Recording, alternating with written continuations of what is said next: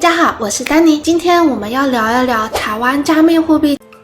这对很多入门的投资者来说，或许是有些陌生，但却是了解加密货币的基础。我会从法律的角度剖析到实际的操作，希望能够帮助大家在这个新兴的市场中安全的投资。此外，你可以使用我的推荐码注册国际大型交易所或者台湾合法合规的交易所，不仅可以获得免费的学习资源，也能享有交易手续费 20% 的折扣，让你的投资更有方向、更有效。点击下方资讯栏连结，开启你的加密货币之旅。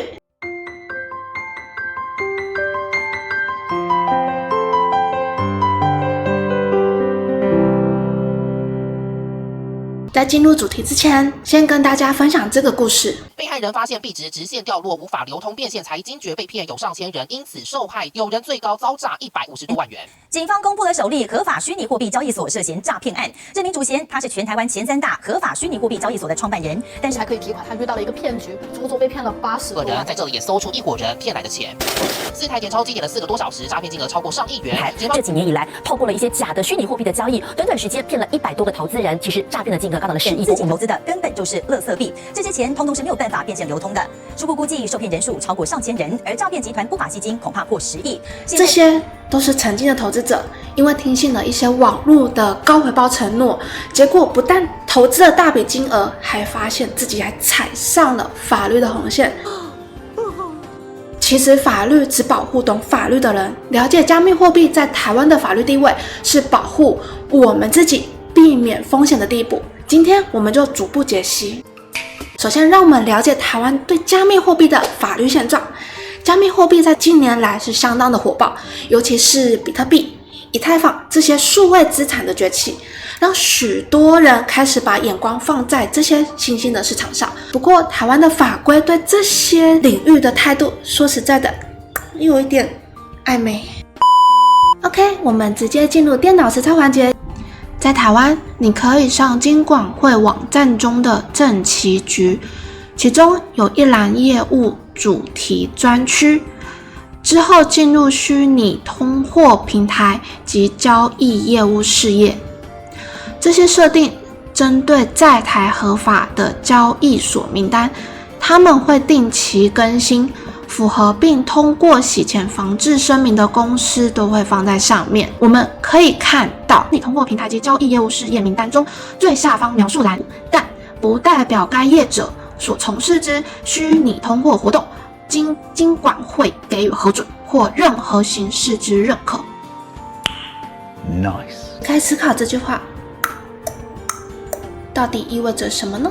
我们开放底下留言。当然啦，以上的业者名单会比较限缩，因为主管机关审核需要一段时间。那尴尬的是，这里指的合法是指台湾的合法，未必国际的大型交易所都会来到台湾合法。所以如果你想用国际更大更知名的交易所，但刚好没有落地台湾，可以到 CoinMarketCap 来看国际交易所的排名，也就是所谓俗称的境外交易所。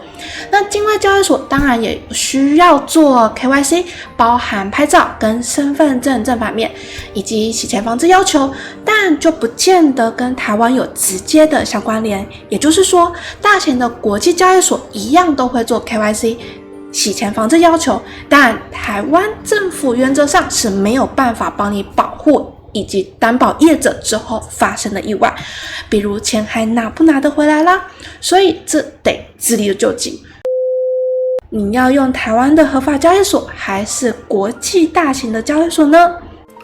OK， 言归正传，如果你希望是有台湾政府保证的名单，且在台湾落地，并根据台湾法规经营，建议可以到金融监督管理委员会、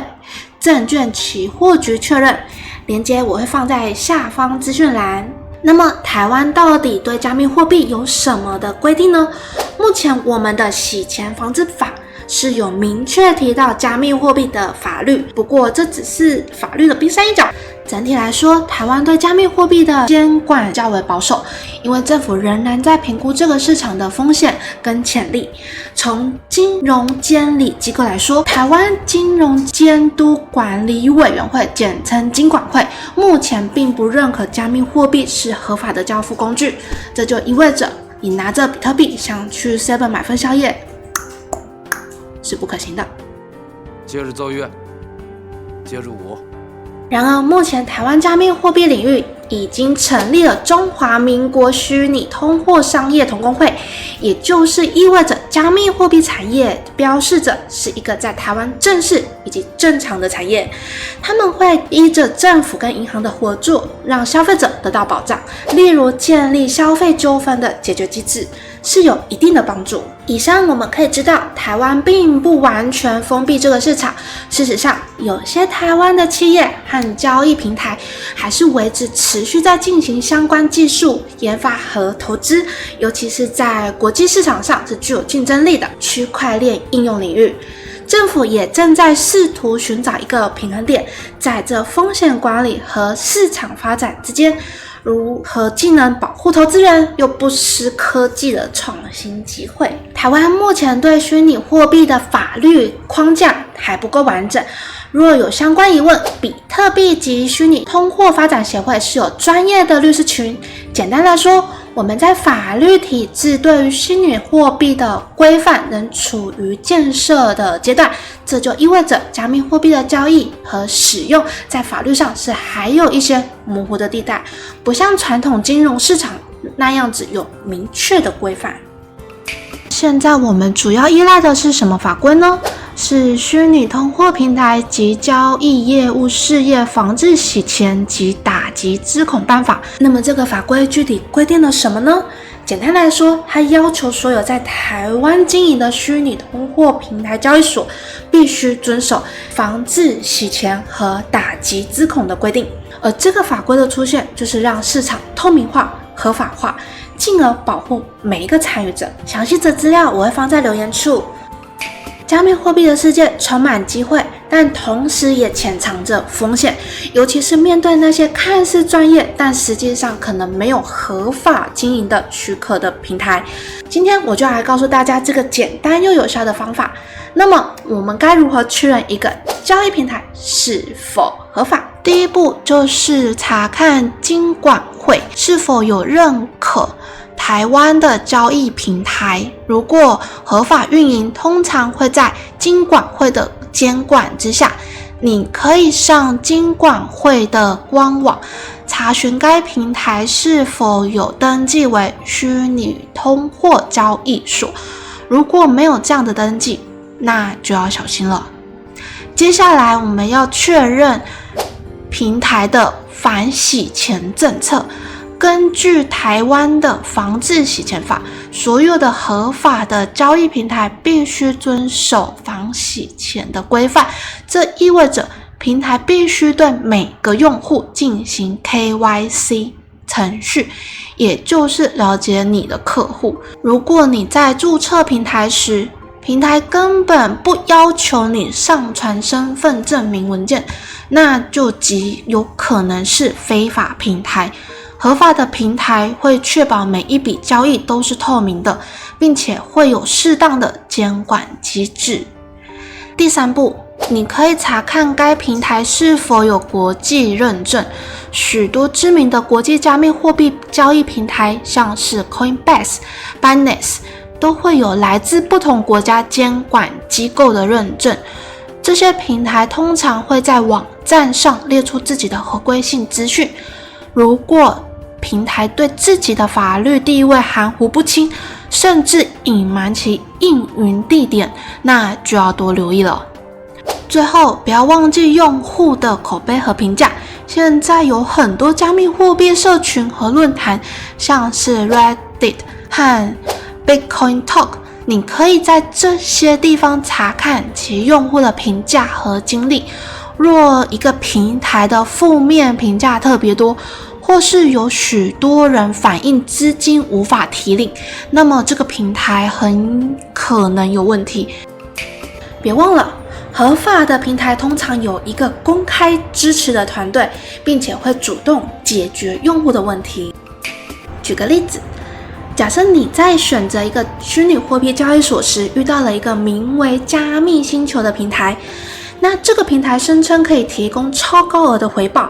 但它在网站上并没有公开表示任何的合法证书，也没有详细的身份验证流程。这个时候你应该提高警觉，因为这样的平台可能并不符合台湾的法律规范。那相反的，如果你选择的安全交易所有清晰的法律许可证，有透明的身份验证流程，并且有良好的用户评价，那么这就更值得信赖。了解法律风险是能够帮助你避免潜在的麻烦。如果你选择了一个非法的平台，不仅有可能损失资金，还可能牵涉到法律的问题。因此，选择合规的交易平台以及保持警觉，并了解相关的法律风险跟规范，是每一位投资者应该做到的。值得一提的是，台湾政府和业者其实也站在积极的改进虚拟货币的法律规范，政府部门和金融机构合作，努力的建立一套更加完美的法律系统，以保障投资者的权益。这些努力与未来的市场发展是更加健康透明。比如说，在进行投资时，可以使用合法的投资平台，例如金管会定期公告已完成洗钱防治遵循声明的业者名单，都是比较适合新手一刚开始进入这个世界的交易所。如果你遇到了这些可疑的虚拟货币平台，台湾是有一个反诈骗咨询专线165，这个专线是可以提供免费的咨询服务。如果你怀疑自己遇到了诈骗，记得拨打这个专线寻求帮助，保护你的资金安全。另外，打诈中心每周都会公布民众通报的诈骗网站，在165官网以及脸书粉丝专页上，可以上去查看自己正在投资的网站平台是否有被通报。不过，即使网站并没有被公告，也不代表是绝对的安全。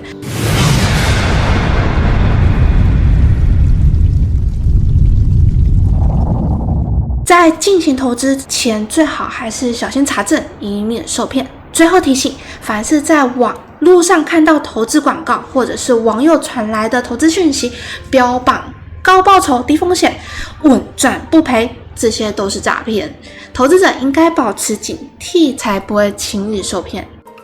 好了，今天我们深入探讨了台湾对加密货币的法律现状，以及如何在合法的范围内进行交易。希望这些资讯能够帮助大家在投资加密货币的过程中更加安全。如果你对于加密货币还有其他的问题，或者希望可以得到更多的投资资讯，别忘了订阅我的频道、点赞和分享这个影片。此外，你可以使用我的推荐码注册国际大型交易所或者台湾合法合规的交易所，不仅可以获得免费的学习资源，也能享有交易手续费 20% 的折扣，让你的投资更有方向、更有效。点击下方资讯栏连结，开启你的加密货币之旅。